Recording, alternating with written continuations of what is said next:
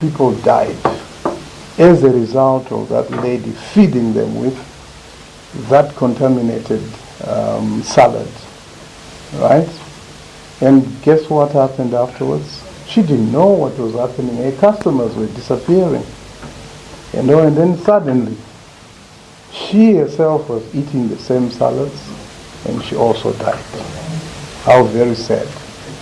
So, when I heard that you had brought us some water purification tablets, it rolled me back, to that time when we had that serious cholera problem. The minute we opened up, the whole world came to us, with assistance.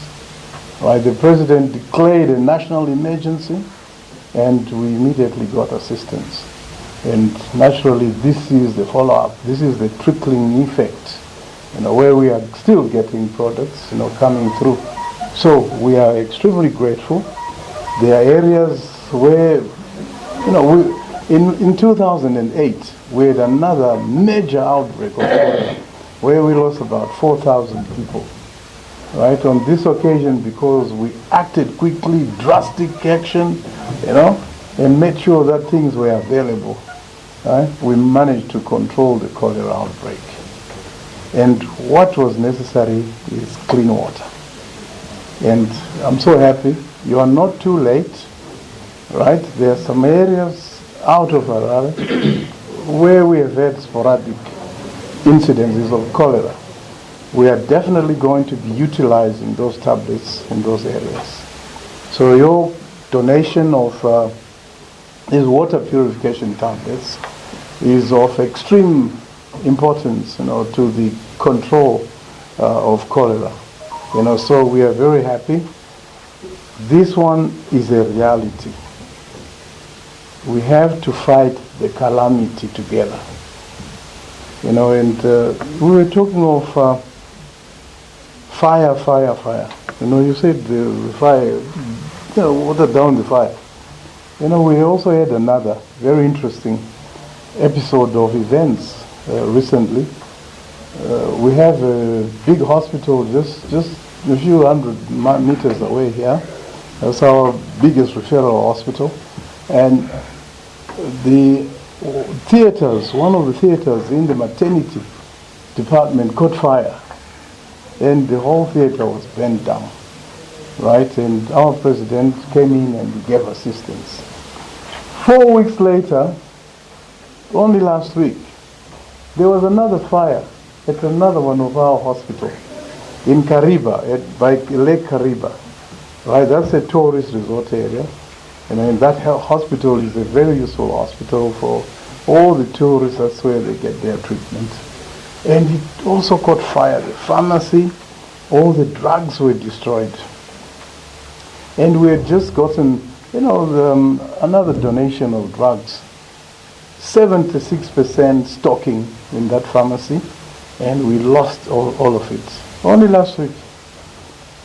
And it spread into the X-ray department. All the X-ray equipment was damaged, bent down, gutted, through there. And the casualty department and the human resources department. And it was just about to enter into the theaters. And guess what was happening in the theaters? There are two ladies who had just had cesareans in those theaters. And lucky enough, the fire did not get there. One of the ladies had already been out. They were in the ward, and they could see the fires coming, but they could not move because they just had the operation. And at the same time, they were still drowsy from the anesthetic sedation. So, why am I telling you about Kariba? We are also saying Kariba needs assistance. Kariba needs assistance. So you've come with whatever you came with, and it becomes relevant for us to also now be able, through the ambassador, through yourself, to also give you a list. Yes, a relevant list. A realistic list. Yeah. Yes. And we want you to be phoning us one of these mornings and say, oh, Dr. Moyo, guess where I am? And I will say, where are you? And you say, I'm in Kariba, by the hospital. You by the lake. By the lake. Well, don't go in the lake, there are crocodiles. So this is a true life-saving friendship. I want to repeat that again. This is a true life-saving friendship. I think you should note that, and you've got Gift of the Givers, Foundation. True life-saving friendship. So we really appreciate your gifts, and it will help all the Zimbabweans who are going to be utilizing it. You are saving a life by driving yourself, coming all the way up here. You've done a fantastic job. Thank you very much, Minister Honorable Sisulu, Honorable Simande, Ambassador Mbete, and the DGs, the PSs, Ambassador Amazriki. Thank you very much.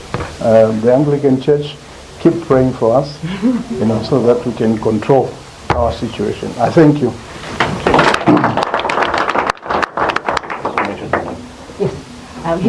Dr. Suleiman wants to mention something, and then we'll open up for the media, and then we will then close so that we can have further consultation. Specifically for you, Mr. Health Minister, in 2008, we came across the border for the cholera outbreak. We did a lot of work in the Beitbridge Hospital and on the Limpopo side. That's the first thing. The second thing is, I have discussed this with the Minister already. We went there on the 13th of December in Cape Town.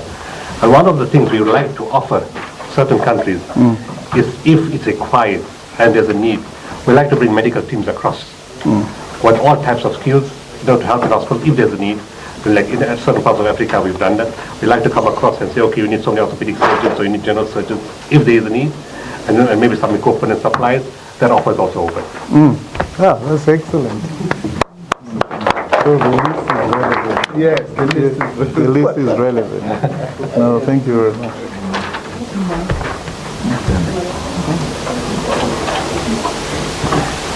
Okay, we're open for questions. We will now take questions too. Because your relation is directed to Minister based in Zimbabwe. Perhaps Mavaya can move the mic.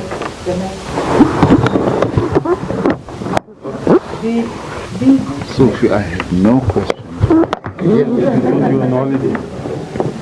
think the but there are concerns about This one is moving away. having to deliver stuff to the continent, not only in Zimbabwe. From the Department of Transport, are you in discussion with Home Affairs or the relevant people who are dealing with this paperwork to ensure that movements of goods and services and people becomes much better in line with the Africa Free Trade Agreement?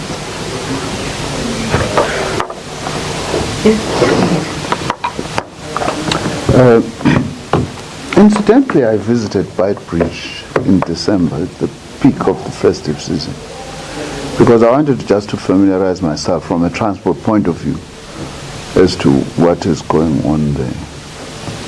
I must admit I wasn't satisfied with what I saw there, that there is lots that needs to be done. But what is positive now is that, because that involves quite a number of departments, Beitbridge, on the South African side. It's finance through SARS. It's us as transport. We have to widen the road. That's one of the things we identified there, so that the traffic is easier. Certainly on the South African side, but of course we'll engage with our Zimbabwean counterparts if we actually just need to do that, all of that. There is also the police who are actually involved.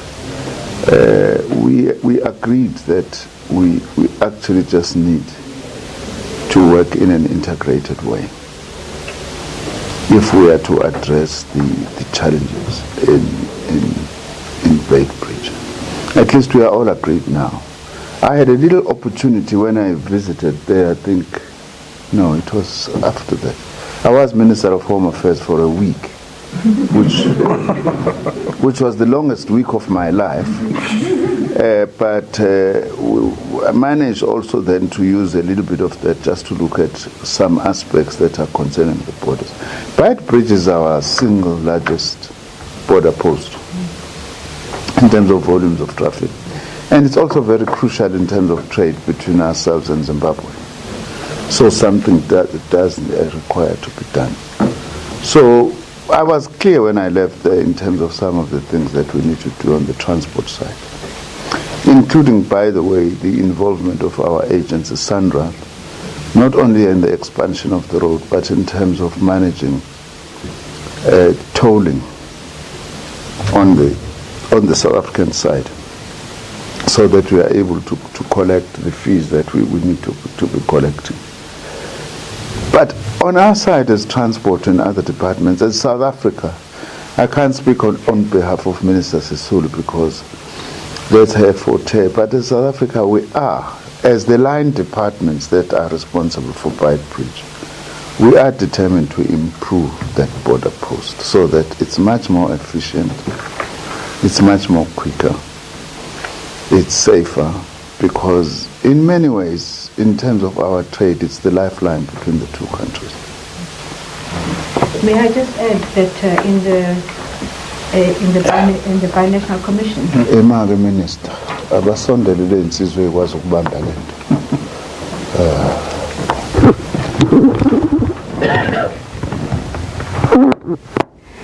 in the Binational Commission that we've just concluded, the Beitbridge issue did loom large amongst the issues that we need to attend to on an urgent basis. There has been a request from Zimbabwe over a period of years to ensure that we have a one-stop, 24-hour serviced border post. And we've added to that we are going to try and make sure that we can have clinics around the Beitbridge. So by the time we're done with the project Beitbridge, it will be a wonder to see. We will invite you. But we're seized with the matter. We've committed ourselves. It's been on our agenda for a very long time. What we need to do now is put time frames to what it is that we're going to do.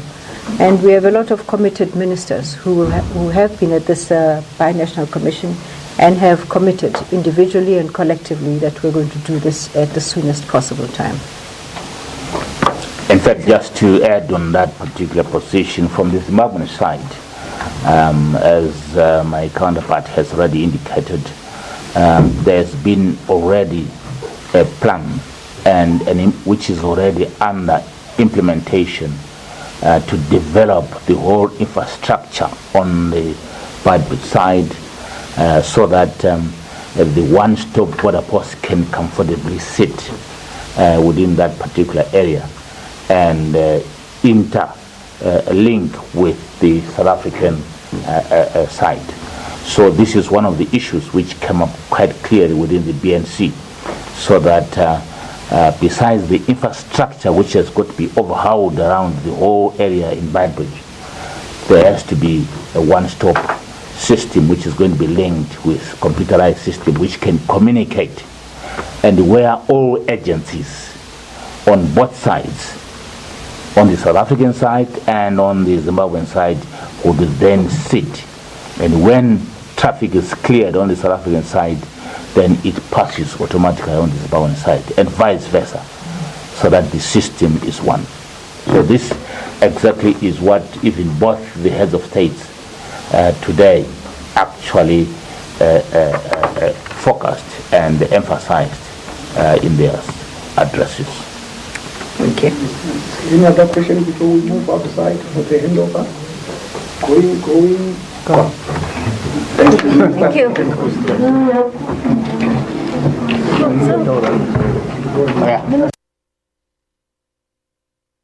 All right, well, there you have it. That briefing coming to an end between International Relations Minister Lindiwe Sisulu. We've also seen the Transport Minister, Dr. Bladen Zimande, present at that particular briefing where NGO Gift of the Givers was sort of announcing how they can go about assisting Zimbabwe. Yeah, indeed, challenging times for Zimbabwe. But as